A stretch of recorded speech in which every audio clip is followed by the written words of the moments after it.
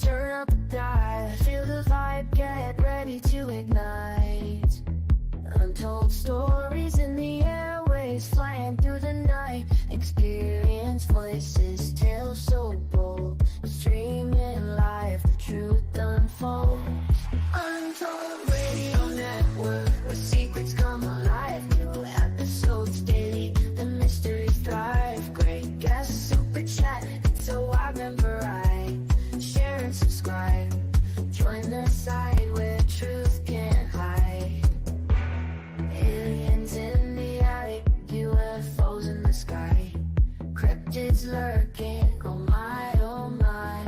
Ghosts in the hallway, whispering your name. The paranormal, the unexplained.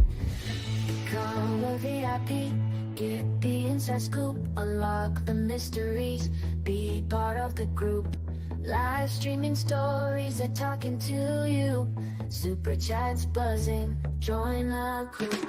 Untold Radio Network, the secrets come alive. New episodes daily, the mysteries thrive. Great guests, super chat, it's a wild member ride. Share and subscribe, join the side where truth can hide. So if you've got the guts and you want to explore, tune into the untold, it's what you're looking for. From aliens to ghosts and all that's unseen. Untold Radio Network, where the world's mysteries convene.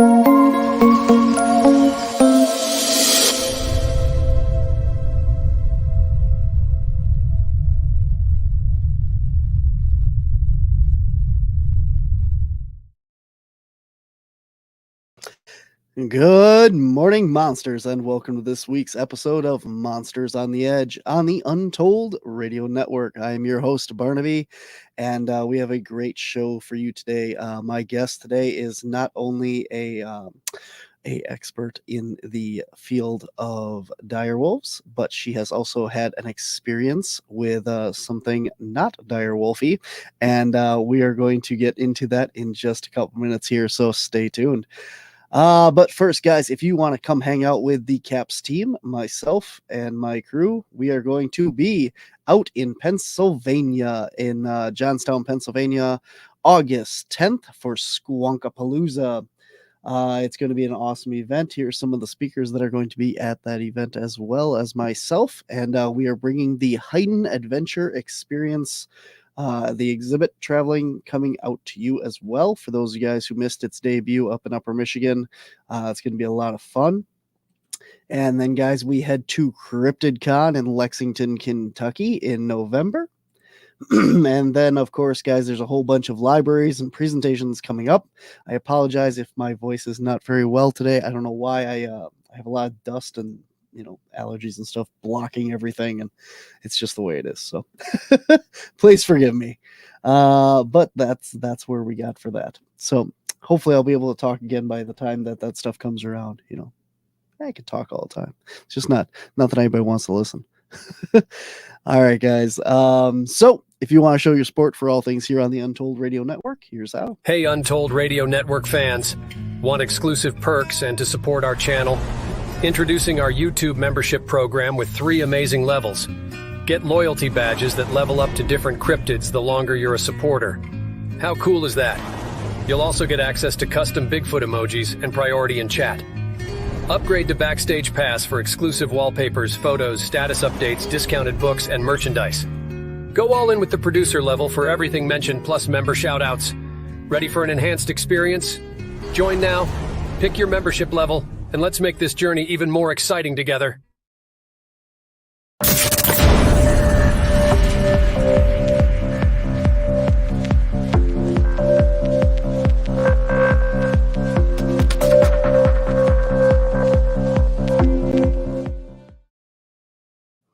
Now it's time for everyone's favorite part of the show, where I try and stumble through reading a bio with not being able to breathe in the morning. Here we go. My guest today is Jennifer Stoeckl. I hope I said that right. She's the co-founder and CEO of the Dire Wolf Project, a science-based breeding program to replicate the exact bone and body structure of the extinct prehistoric dire wolf in a loving family companion dog using only domesticated dog breeds. Renowned for an innovative approach to dog breeding and unwavering dedication to canine welfare, Jennifer's leadership has transformed the Dire Wolf Project into a beacon of excellence focusing on health, longevity, and temperament. Despite facing controversy, her pioneering efforts have earned her worldwide recognition, including the Global Business and North American Business Awards in 2023. The breed has been featured on Wired, CNET, and MTV, and many more. Jennifer's acclaimed book, The Dire Wolf Project, Creating an Extraordinary Dog Breed, showcases her expertise, now known as the world's first STRONGBRED large breed family companion dog. Jennifer Stoeckl continues to elevate the Dire Wolf Project towards groundbreaking discovery, companionship, and unconditional love. And oops, there we go. All right. And without any further ado, please welcome to my show, my guest, Jennifer Stoeckl. Welcome. Hello. Good to see you. Good to see you. Did I say that right? Stoeckl? It's Stoeckl, like freckle. Ooh, I'm sorry. Yes. I always try and ask, and we were busy working on the videos and stuff, and I apologize to you. No problem. Awesome. Well, we have a lot of stuff to cover today. I am really excited for to talk to you and then hear all about this. So, do you wanna start with a little intro video, or do you want to kind of tell everyone what the Dire Wolf Project is about and a little bit about it? Yeah, sure. Let's do the video. That'll really get your taste buds going. Awesome. All right, here we go. Some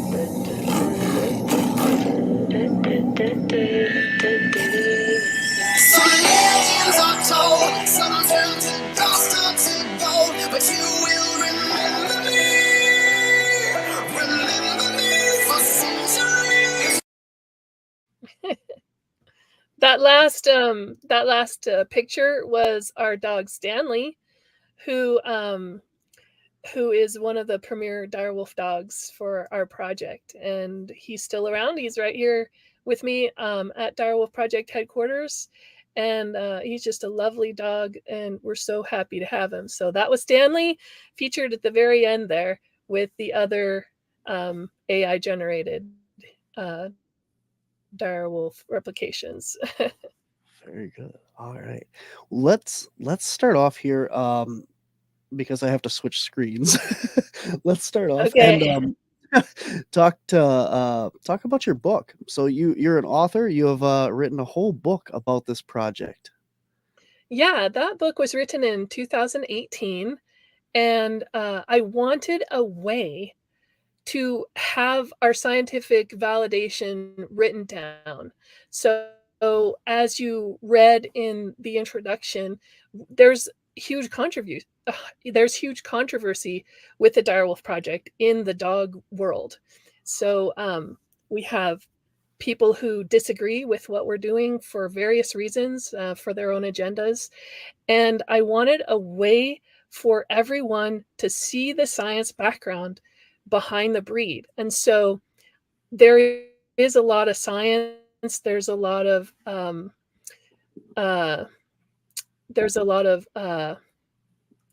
you have people that you reference. So there's a lot of reference, there's a lot of mathematics and stuff like that, genetics. But then I also interlace the story behind the Direwolf Project and how I became involved. So it's kind of a 1-2 punch there. So you get my story, but then you also get the science behind the breed and why we do what we do. Because there was no way for people to really get it all in one place.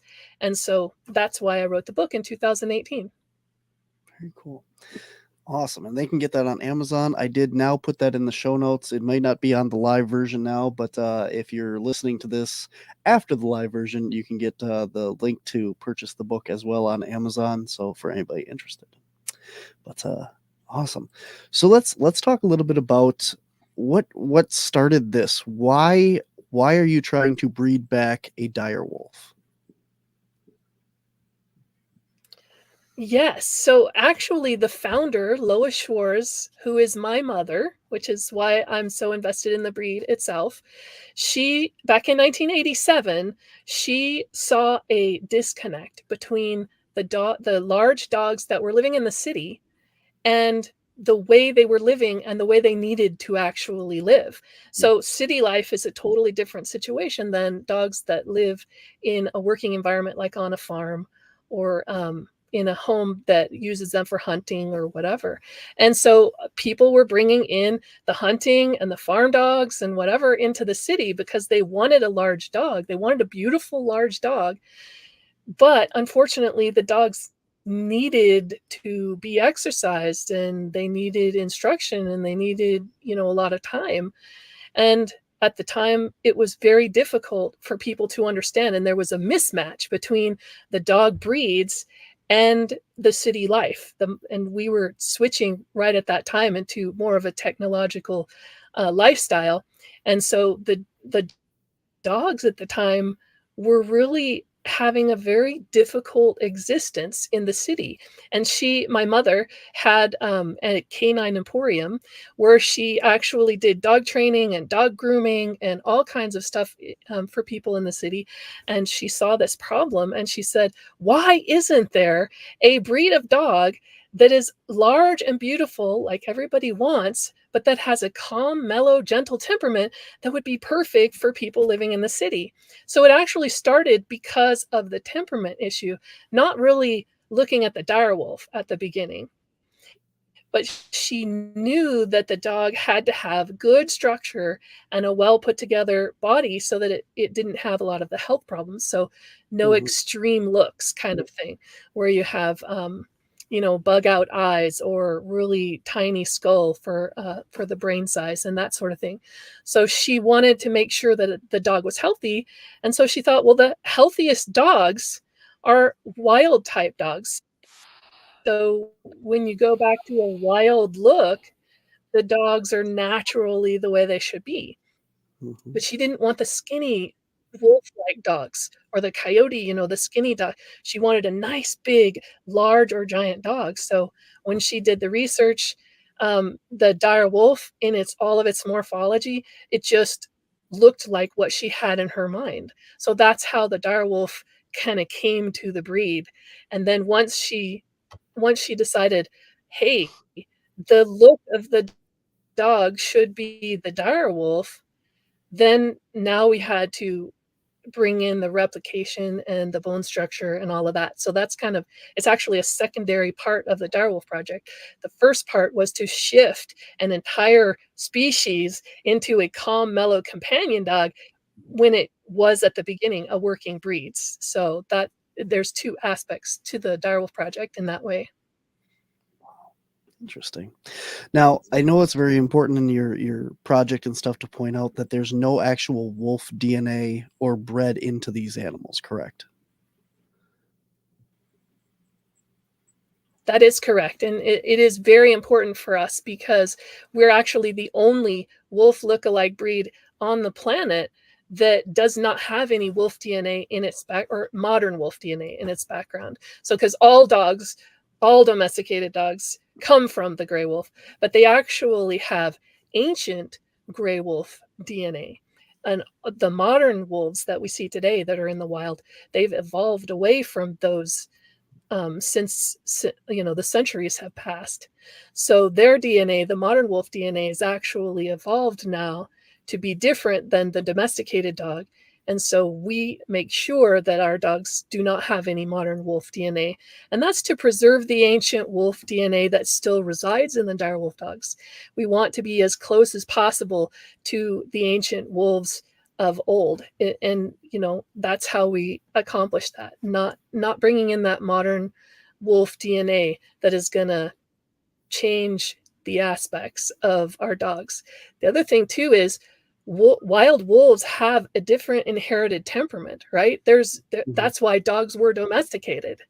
And so remember, the temperament of our dogs is one of the two aspects of the direwolf project that's very important to us. And so bringing in a modern wolf would alter the temperament significantly, and we don't want to do that. So very interesting. Very interesting. So have you, I assume no, but have you been able to bring in any of the actual DNA of the direwolves to these animals, or is this completely just bred from domesticated dog species now? yes, that's an impossibility at this moment. If we could do that, then Jurassic Park would be real. So we can't do that yet. And I don't know if we actually should do that. That's one of the things, if you can do it, should you do it? Because the direwolf was a predatory, terrifying predatory animal, right? And so if we ever did bring that back, we might not like the results. But no, that it's actually not a possibility at this moment, because direwolf DNA, first of all, only 5 out of all the specimens that have been found all over North America, only 5 of those specimens have actually been able to grab their DNA from. So all of they've found 3,000 direwolves at the La Brea tar pits, which is the most prolific animal that they found there in those tar pits.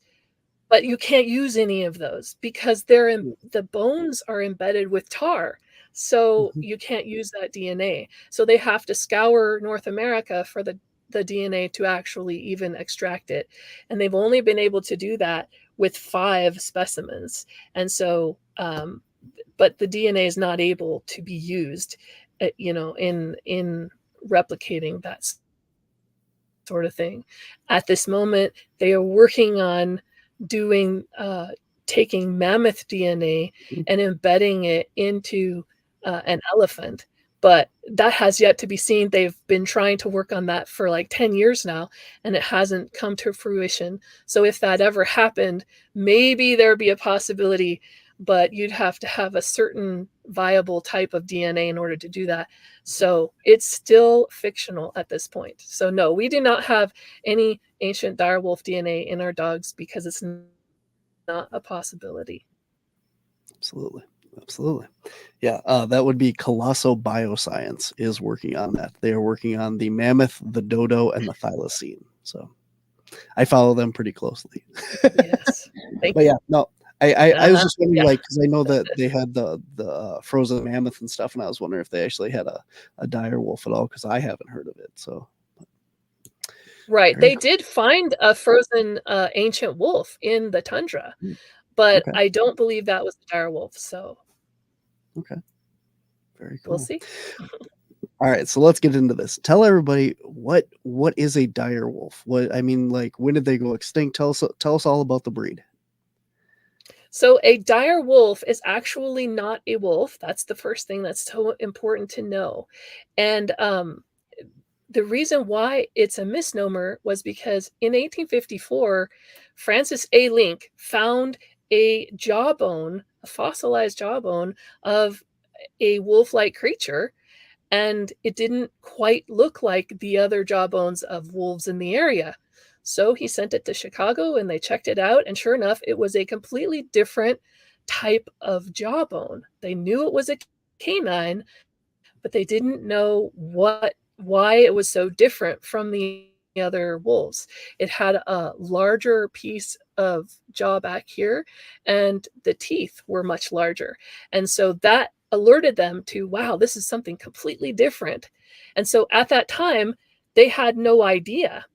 So they deemed it a dire wolf. They said, oh, this must be a terrible wolf, right? That's what dire means, terrible, because it's more massive than the regular gray wolves that we see today. And so that's how the name stuck. And in scientific communities, the first name is the name that you give it, right? Until you know something different. So they actually named it Canis dirus, which was the scientific name up until like 2021. So, but they actually have changed that, because remember I talked to you about the 5 dire wolves that they were actually able to DNA test. Well, once they did that, they realized, wow, this is a totally different evolutionary link. It does not match the gray wolves' DNA at all. And so scientists now have come to the conclusion that the dire wolf is actually a completely different species of canine. So when you think of the classification, you see that animals are grouped into families, right? And so the fox and the dhole and the coyote and the wolf and the maned wolf and the dire wolf, they all fit into the family that's called the canid, or in English, it's canine, right? So they're in the canine family, but they're all different types of canines. So even though the fox is a canine, it's a different species than the coyote. Well, that's the same exact thing as the dire wolf is from a gray wolf, for example. So the dire wolf, if you could imagine another species on Earth like that, you would think of the leopard as opposed to the cheetah. So you think of a leopard is still a big cat, and it still has spots, and it still hunts, and it's still a predator, and it still does all the cat things, but it's not a cheetah. A cheetah has a totally different way of hunting, even though it's still a big cat. So the cheetah is the fastest land animal on Earth, and it needs a big, expansive land so that it can run its run and hunt in that way. So it hunts animals in a certain type of way, and it has a smaller structure and a more fleet of foot structure. Its head is smaller, and yet it is still a big cat. Well, the leopard is still a cat, but it has a thicker bone structure and a bigger head, and it hunts in a different way. And that is the exact same situation with the dire wolf and the gray wolf. So the gray wolf is more like the cheetah, where it's got a thinner bone structure. It's a little bit smaller in head size, but it's faster and it's more fleet of foot, so it can change directions really quickly and that sort of thing. So it can hunt in a more diverse way. The gray wolf can hunt little rabbits, or it can hunt in packs. It can take down caribou. So there's quite a diversity of the way the gray wolf can hunt. But the dire wolf is like the leopard. It is limited by its morphology. So it has a larger bone structure. It's a heavier type of animal. Typically it's taller, and it has a bigger head shape, or a very broad muzzle, right? The muzzle is huge. In fact, they call it the bone crushing wolf, even though it's not a wolf, but they misnomer it. That's why it's they say that.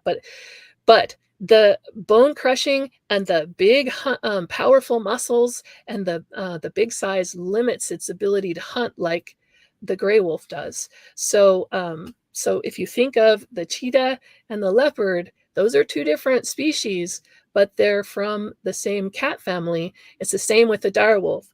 The dire wolf is a canine from the same family as the gray wolf, but it's a different species, and it hunts and has slightly different morphology that makes it totally different than the gray wolves we see today. So were the dire wolves believed to be pack hunters as well? Yes, in fact, at the La Brea tar pits, it's one of the most prolific fossils found in that area. And so what scientists believe is that the dire wolf hunted in huge packs. Now, sometimes gray wolves can hunt in packs this size, but it's way more, it's not as common. Whereas scientists believe the direwolves normally hunted in large packs, like 25 to 30 individuals.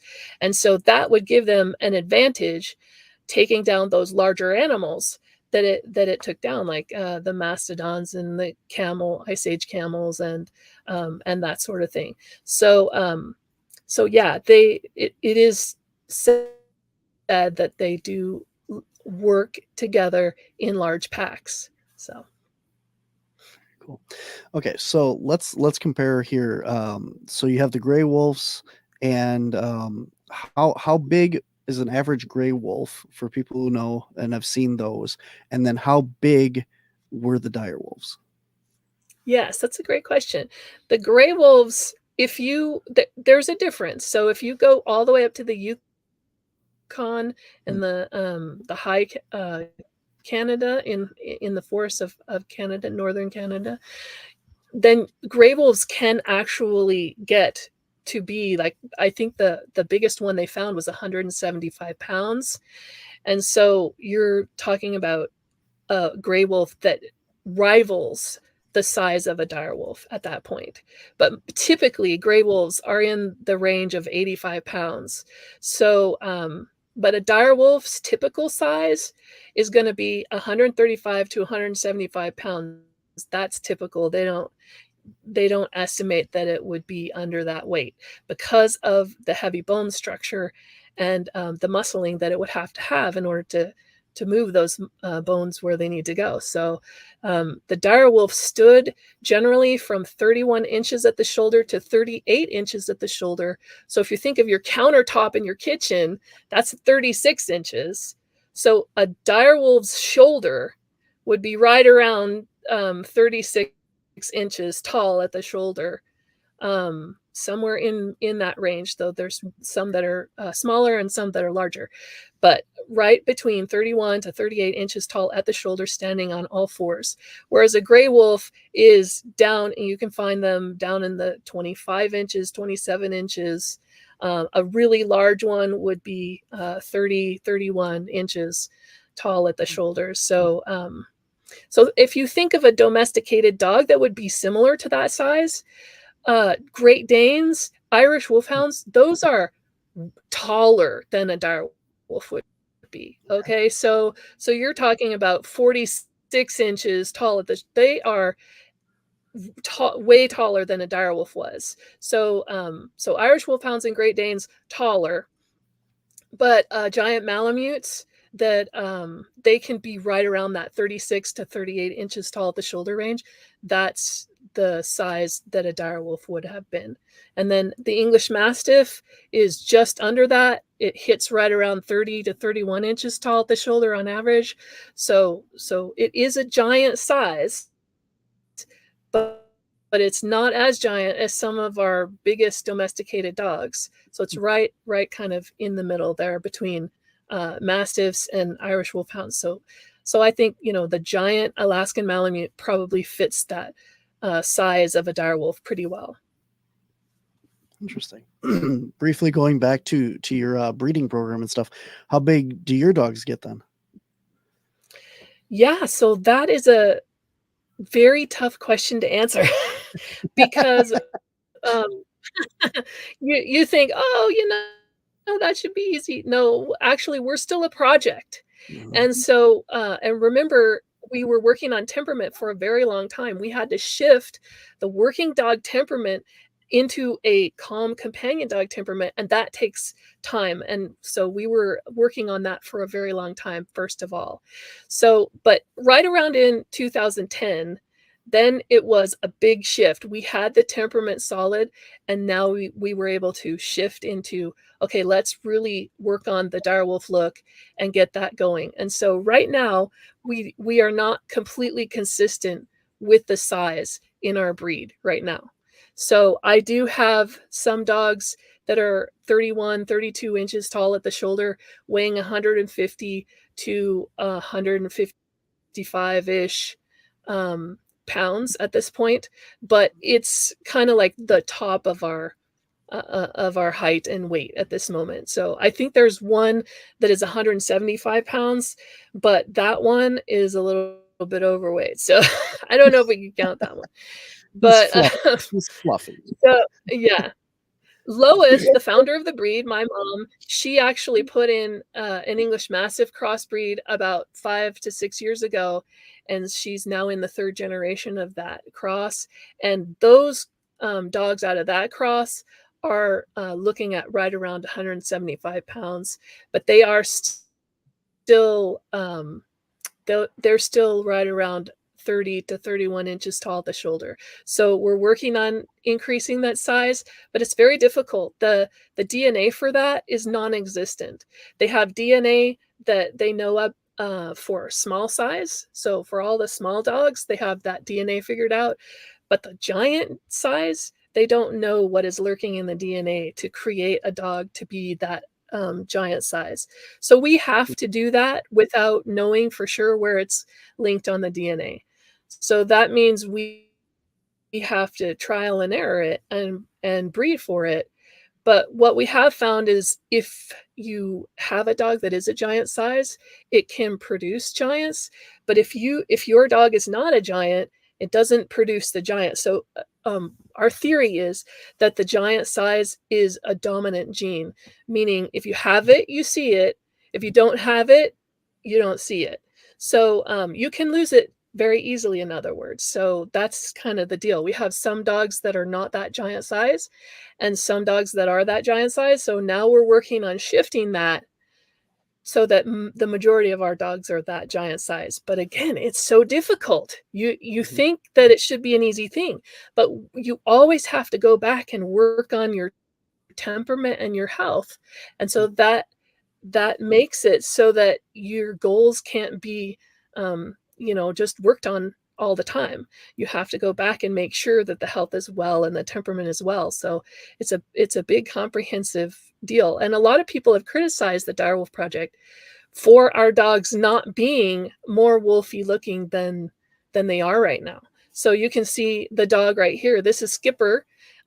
He was in the breed maybe about 6-7 years ago, and then he went on to his new family. But he does have that beautiful wolf coat, but you can see that he has the black muzzle, which is, reminiscent of like a German Shepherd dog type of deal. And so he has a lot of features, but his size was not, I think he stood 27 inches tall at the shoulders. So his size was not a giant size. But so you have to take a domesticated dog that's been bred for hundreds of years, or maybe even thousands of years, right, to not look like a wolf. And then you have to change and alter all of those. And each one is a different thing to work on. So the length of coat, the color of coat, the way the ears are on that head, the eye color, the muzzle color, the size, the bone structure, the muscling, all of those things are worked on, and you have to do them individually. So we're taking dogs like an English Mastiff, for example, and it has the jowls, and it does have several things that we like the heavy muscling and the big size, but then it also has long drop ears, and then it has a big muzzle that is flattened and all the jowls. So we have to take that and transform that into what looks like a wild canine. And that's quite the process. So it does take time. So right now we're looking at 27 inches to about 31 to 32 inches in that range. So we're not quite there at the direwolf size yet, but we're getting there. All right. Where you talked about some of the places that the fossils were found and stuff of these creatures. Where was their like homeland? Where have they been found around the world? The direwolf has been found most prolifically in the La Brea tar pits. They found like 3,000 different direwolves and over 200,000 specimens. So lots of different bones and fossils, but right around 3,000 direwolves. And then the other dire wolves that they found, a lot of them were in Florida, all throughout Florida, and then the southern states, and then up through like Colorado and the Rocky Mountains. And then there, I believe, 2 specimens have been found in Canada, and some going up there into Idaho, and then Mexico, and then down into Central America. So there is a question about whether the dire wolf evolved in South America like the maned wolf and then came up, or something like that. And I think they're leaning on that, where the dire wolf actually evolved here in North America, in Central America, that sort of thing. But you have to remember, the climate was totally different then, right? So we're talking about the Ice Age, where glaciers were all over Canada and down through northern United States. So Washington State, down into some of Oregon and Montana and North and South Dakota, that was covered in a sheet of ice. And so everything down in the southern states probably wasn't deserty like it is now. Probably was more like our forests now. So and even in Arizona, they have petrified forests, right? So at some point, there was a forest in that area. And so we believe the dire wolf, it's not in the same climate.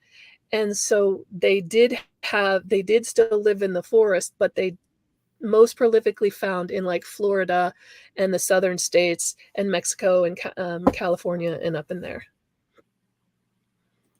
Interesting. So nothing over in like Europe or any of that side of the world? Okay, you just hit on, it's a brand new thing, okay? And this is totally an anomaly, okay? Because the theory is that they were bred, or that they were evolved here in North America. But they just now found a fossil in Northern Asia. And so that's kind of like, okay, now what do we do with that? So we'll just have to see if they're going to be finding more dire wolves over there. But recently, like within the last 5 years, they found this dire wolf fossil in Northern Asia. And so that kind of puts a little damper on, okay, what happened? How did the dire wolf get over there? If it evolved in North America, did it then go over the land bridge the other way? Or, we don't know yet. So that's a brand new finding, and we'll have to see what happens. So there's a lot of space up there in Alaska and Russia, and if they find another one, that'll help us with the mystery. Awesome. All right. Well, we are going to take a brief break here for station identification. And if you guys have any questions, I see a lot in the comments. We're going to get to them right after the break here. If you have any other questions or comments, please put them in the section, and we'll get to them. We'll be right back. Show your support for the Untold Radio Network family of shows and join in on the conversation by using super stickers and super chats on YouTube. Got a question you want answered? Ask it live via a super chat and get real-time responses from our show's knowledgeable hosts and guests. Help keep the Untold Radio Network shows running strong. We need your support.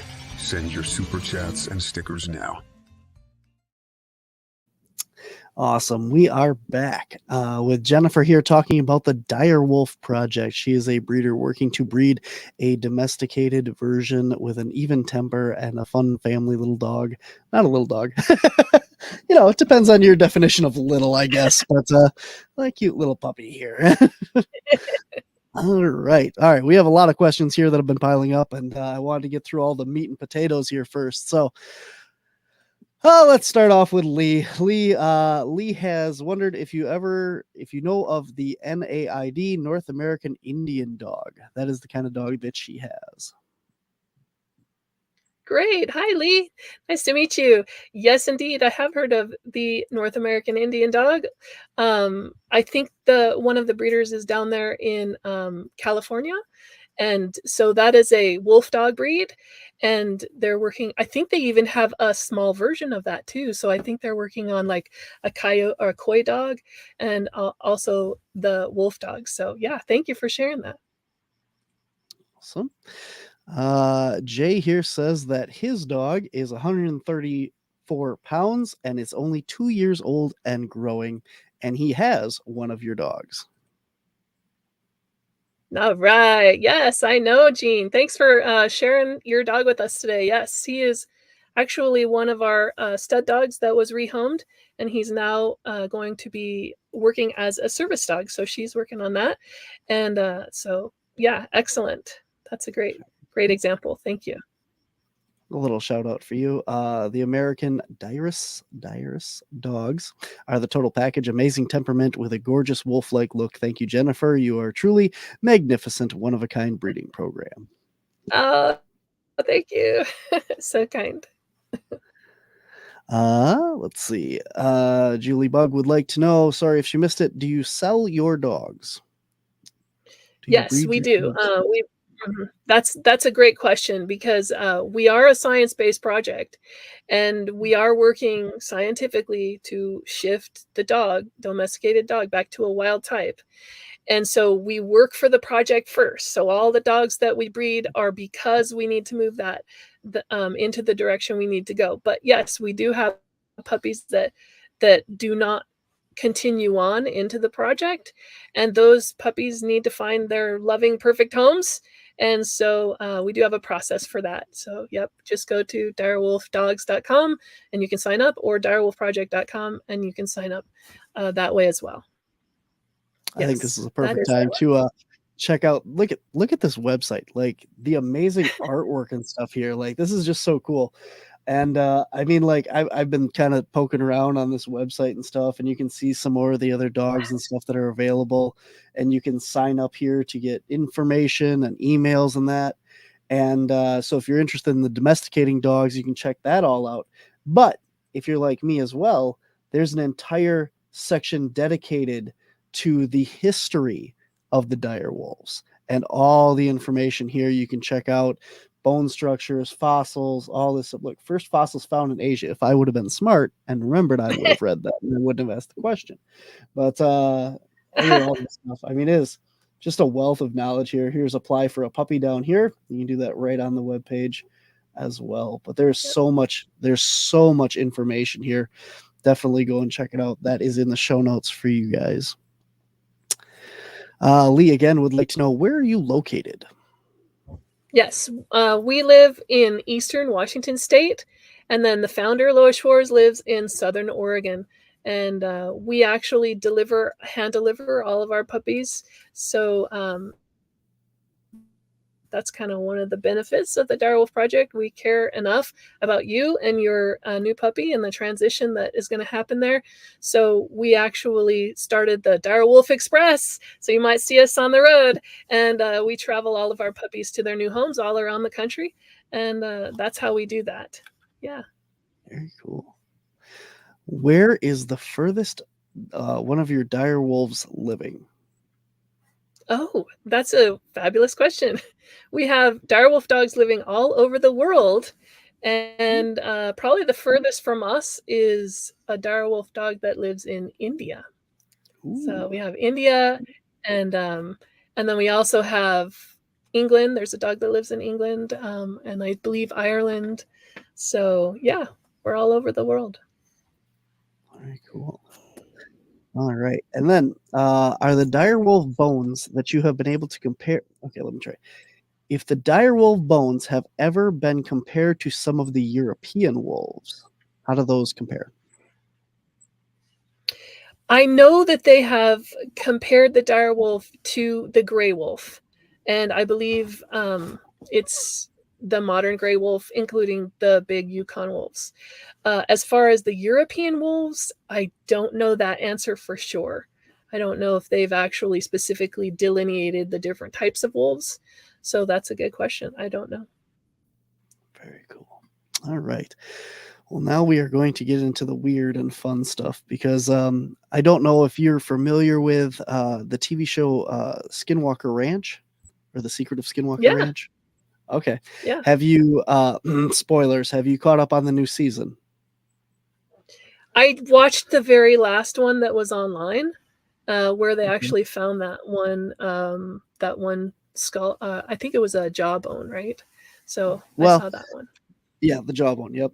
Okay. So This, I mean, like for everybody, like in my world and stuff over here, like this is kind of really interesting. Like I personally follow Skinwalker Ranch very closely in that. So for anybody that is not up to date on this, basically they had a cow that died on the property, and there's a puncture hole in one of the bones, and the scientist that was there, the biologist, came in and said the only thing that was strong enough to puncture that would have been a dire wolf, because of, as you said earlier, the jaw structure is thicker in the back, which leads Yeah. to more power and stuff. And then later on, they went on to find a specimen of a dog wolf creature on the property.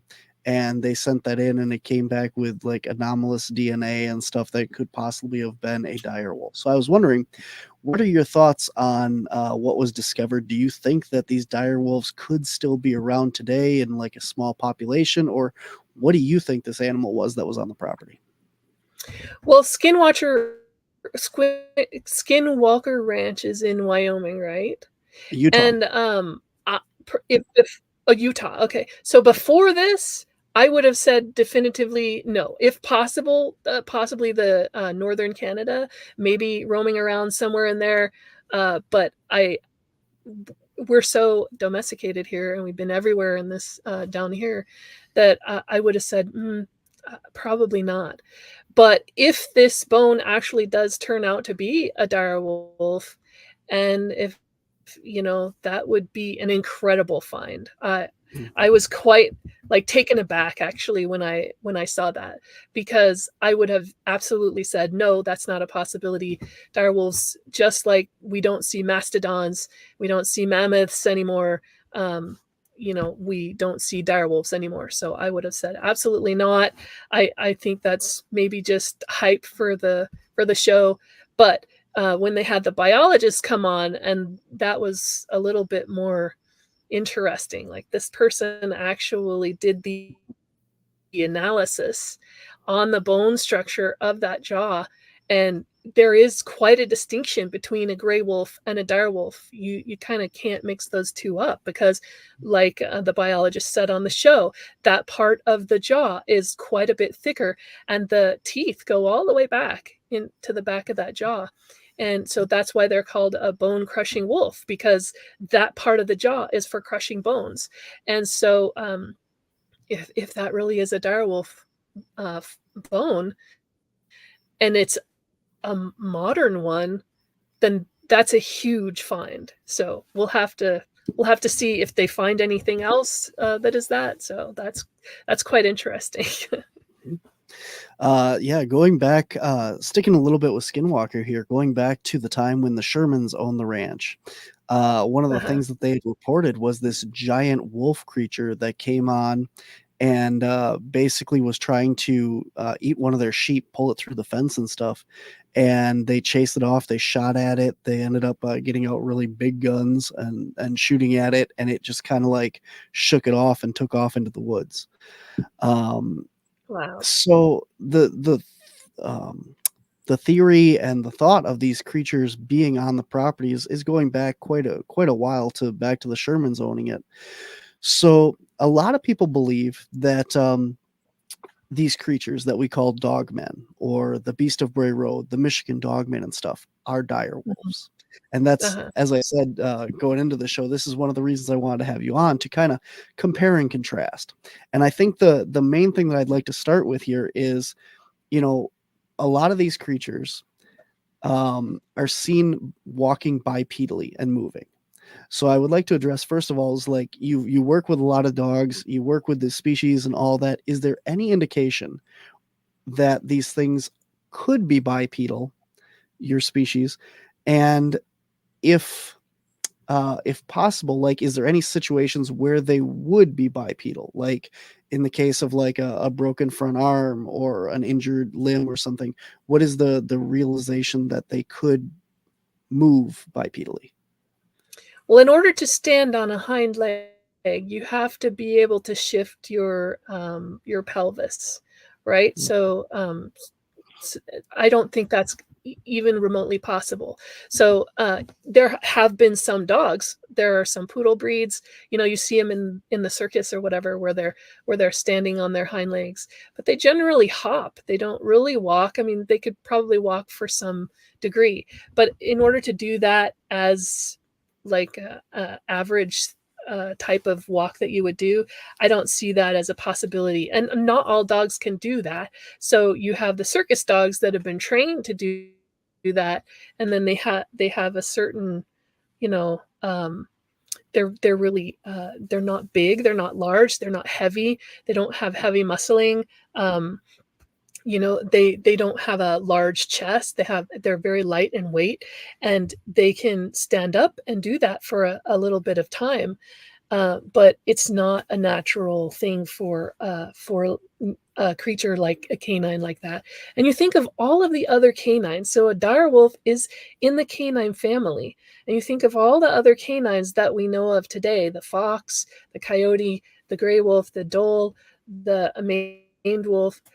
They do not naturally stand up on their hind legs for any length of time. They might do that if they're reaching up into the branches for something, or something like that. But as far as actually walking, that's unheard of. So the dire wolf is within that canine family.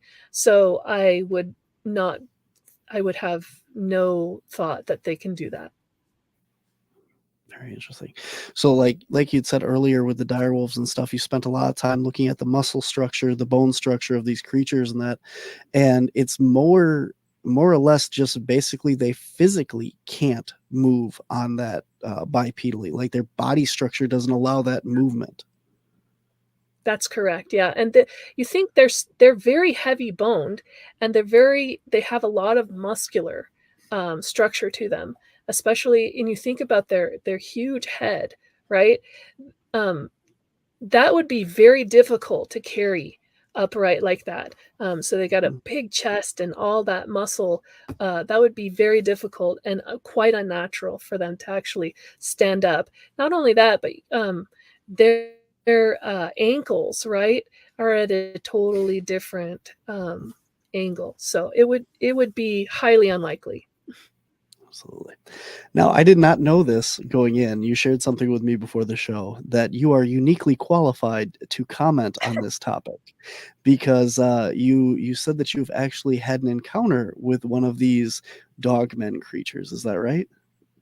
That's correct. Yeah.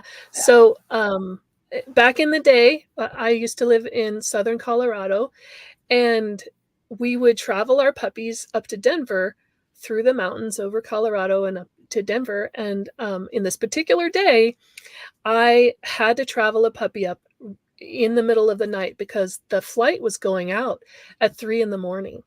And so I had to get there and be prepared. And when you're shipping out a puppy on a plane, you have to get there 2 hours before the plane. Okay. So this really was the middle of the night. And instead of going there the night before, I decided to get up early and just travel there.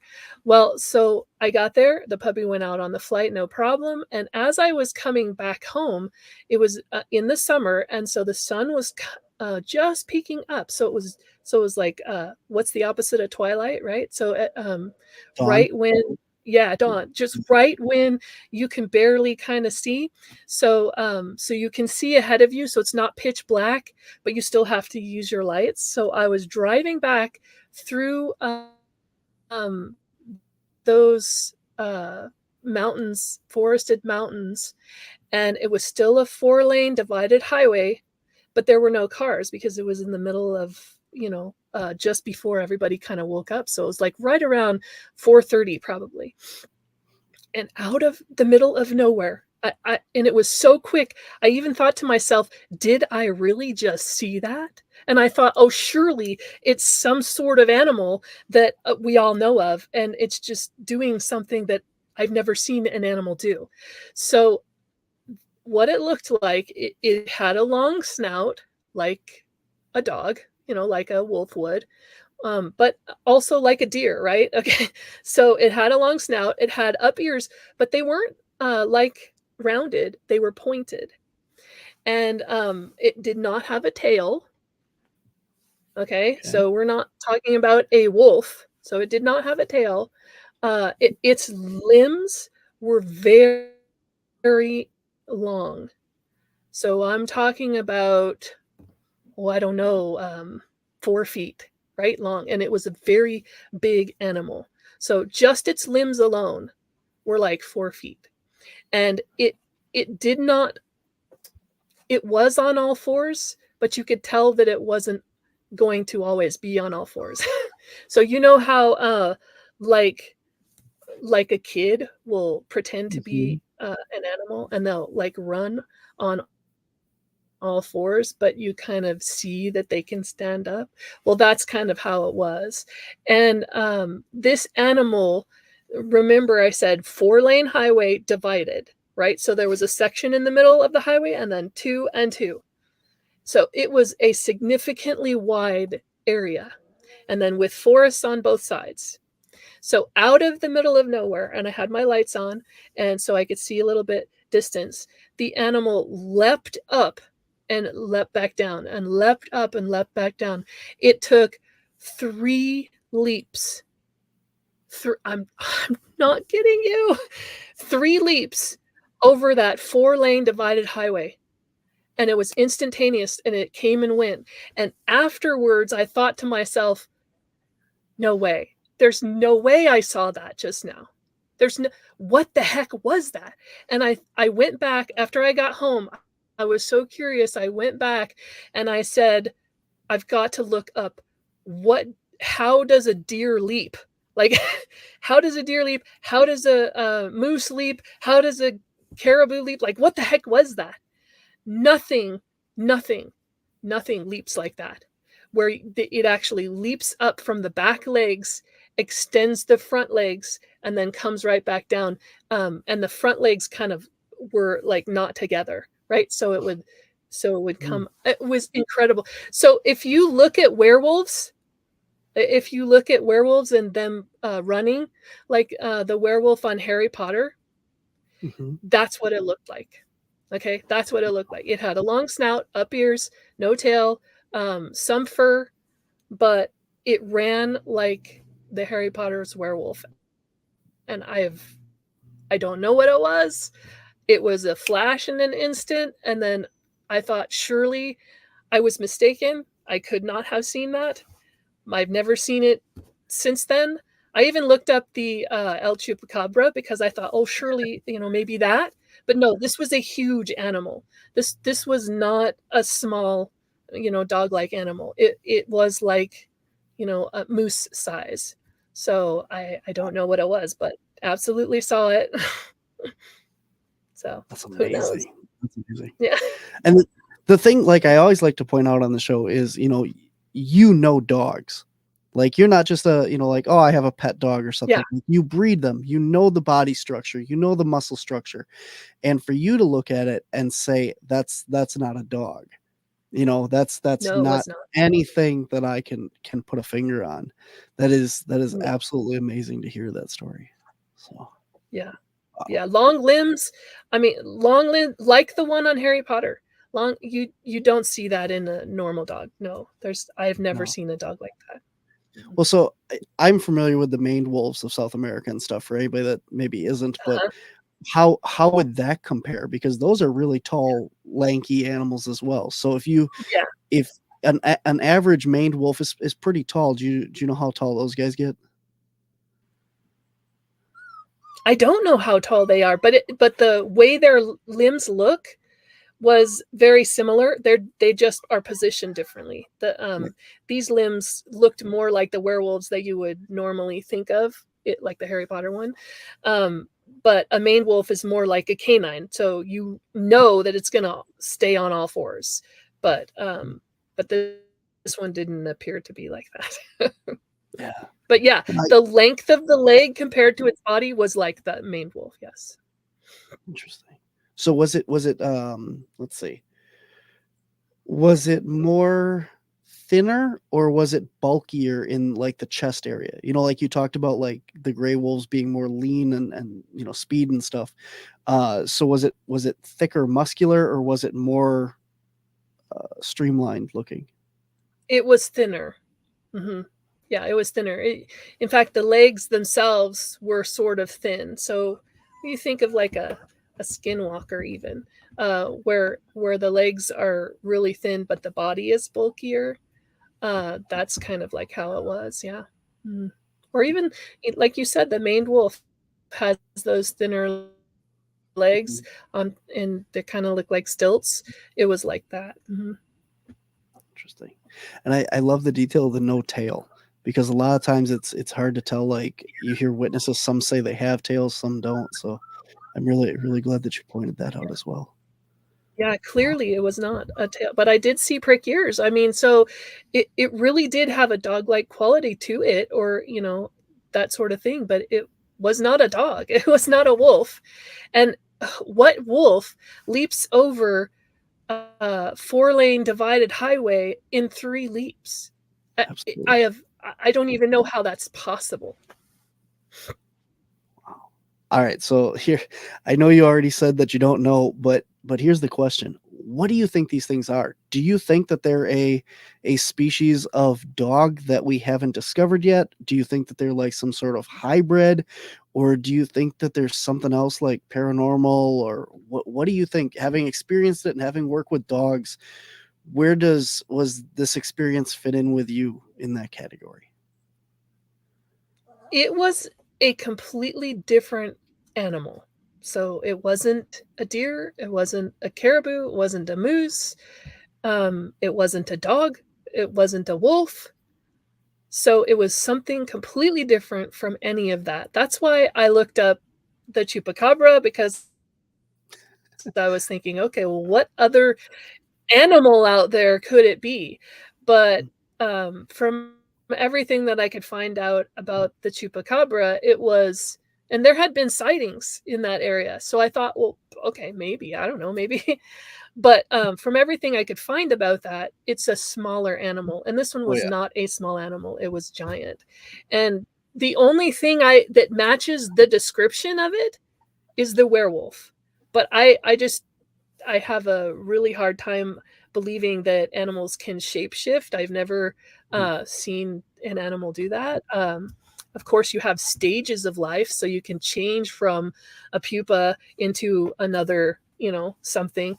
But actually shapeshifting, I've never, in real life, I've never seen that. Mhm. So, it, but it looked like what you would imagine a werewolf to look like. So the only thing I can think of is it was some sort of animal that looked like a werewolf or had some sort of, I don't know. I mean, that's the only thing I could think of. So is it mythical? No, I don't think it was mythical, because it was there. I saw it. It was a real animal. Um, but does it have other qualities? I don't know. I mean, what kind of traits does it do? All I know is that it jumps really, really far. And it jumps like no other animal that I've ever seen. And it was fast. I'm talking about seconds. It was extremely fast, and it covered areas in an extremely fast amount of area all at once. So I imagine something like that would be able to evade uh, our known understanding, because it's a fast animal. It goes very quickly over long distances, and it didn't look like it wanted to linger around and check on us humans. It looked like it wanted to get where it was going and get out of sight. So it went from forest to forest as quickly as possible, and it was right in front of me. Okay, so of course, it was early in the morning. Could I have been hallucinating? Maybe, but I was driving on the road and I wasn't crashing, so I think I was alert. But Very yeah, alert after it, I'm sure. yeah. Oh, yeah, the whole way home, you know, I was thinking like, "What the heck?" I couldn't, and I needed to get back to the internet to figure out what did I see. But Yeah. yeah, no, it looked like a werewolf.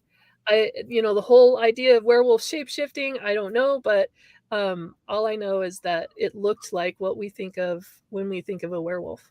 So, I think that, from this standpoint, is a very, misleading thing. The foremost authority on Dogmen and these creatures would have been Linda Godfrey. She did a lot of research on the Beast of Bray Road and all that stuff, wrote several books. I mean, I don't think there's anybody out there that has collected more sighting reports and talked to more witnesses. And I think in all of her knowledge, there was only 3 cases where somebody saw something shapeshift. Oh, wow. And the rest of them are all just flesh and, well, for the most part, flesh and blood creatures. There was no lycanthropy, the changing of beings and stuff. So I think that's a very misconception with these creatures, that they can change shape. Now, there's a lot of mythology and folklore and Native Americans and stuff where they can do the shamans can shapeshift and stuff like that, but that's totally different than what these creatures are. I would think. I don't know. Nobody knows, but yeah. I don't know. I saw it for 3 seconds. That's a lot more than some people, and that's probably still way more than some people would want to see one of these creatures. So Right. cool. Right. Very cool. All right, guys, we are coming up on the end of the show here. So if you have any last questions for my guest, Jennifer, here from the Direwolf Project, get them in the comments so that we can get them in before the end of the show. But before we go, tell everyone, where can people find you? Where can people get a hold of you again and apply for puppies, get videos, all that fun stuff? Because everyone loves puppy videos. All right. Yeah, we have a lot of puppy videos to watch. So YouTube at direwolfproject.com. At Direwolf Project. That will get you all the videos. Sign up to our newsletter. That is the only place that we share information about our dogs on a daily basis. So that you can sign up at direwolfproject.com. And you can also apply for a puppy at direwolfproject.com. It's all right there for you. So we definitely want you to get on the newsletter if you're interested in our work at all. The newsletter is the way to go, but videos are at Direwolf Project on YouTube. Awesome. I want to thank you so much for coming on and sharing your stories and everything about the direwolves. I try and have my show as much science-based as possible, and I want to bring in real scientists that are doing stuff as far as these topics. And it's been this thorn in my side to hear people talk about, the fact that dire wolves are these creatures. And you were absolutely the perfect guest to go, nope, I've seen both, and they are not the same. So thank you so much. It's been an absolute honor having you on the show today. Thank you so much, Barnaby. It's so great to be here. Awesome. Well, it doesn't look like there's any questions. There's a lot of thank yous. Your dogs are amazing. Thank you for being on the show. Very interesting show. Great show. So awesome. All right. Thank you so much, you guys. It's been a pleasure. Absolutely. All right. Thank you so much for coming on, and I'll talk to you later. All right. Bye-bye. All right, guys, that is our show for this week. I apologize. I did not pull up my thing here to tell you. Coming up this week, if you guys are more interested in the weird and wonderful world of paranormal and that kind of stuff, coming up on Thursday here on the Paranormal Spectrum at 10 a.m., I have Jeremy from the Infinite Rabbit Hole podcast is going to be on. And then right back here next week on Monday, we have Steve Coles is going to be on talking about Bigfoot.